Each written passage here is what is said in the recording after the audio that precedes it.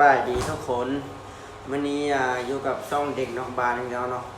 นี่เด็กนอกบ้านก็ยักมาเว้าเรื่องคือว่า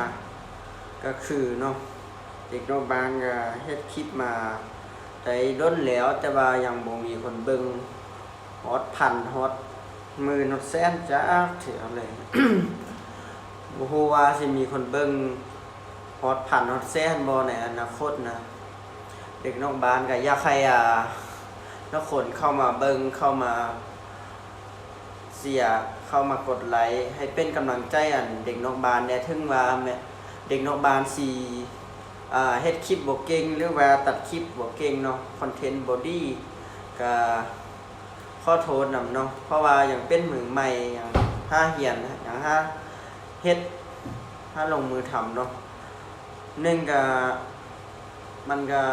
หลายเรื่องเด้ที่ว่า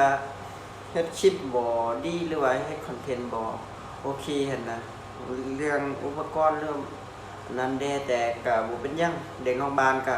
สิพยายามเฮ็ดต่อเนาะเฮ็ดให้มันดีที่สุดเพื่อให้ทุกคนได้เบิ่งนำกันหวังว่าคลิปนี้ในอนาคต10 ปีข้างหน้าอาจจะมีคนเบิ่งฮอดล้านฮอดแสนเนาะ ค่อยก็หวังว่าในอนาคตข้างหน้าจะมีผู้ติดตามฮอดหมื่นฮอดแสนแล้วก็หวังว่าค่อยสิผ่านกด YouTube ให้ได้เนาะเพราะว่าชั่วโมงหรือว่ายอดวิวกันเบิ่งหยัง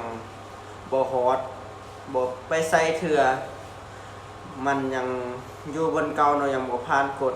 ค่อยก็อยากผ่านกด YouTube เพราะว่าอยากมีรายได้เล็กๆน้อยๆเพื่อเป็นกำลังใจ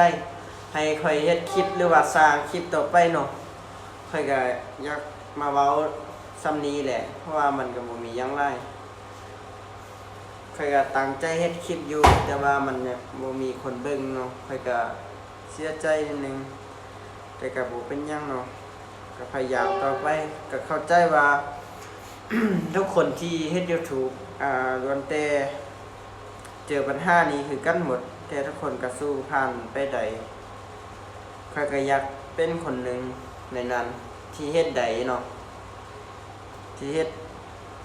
ให้มันสำเร็จในความคิดและความฝันที่ขาด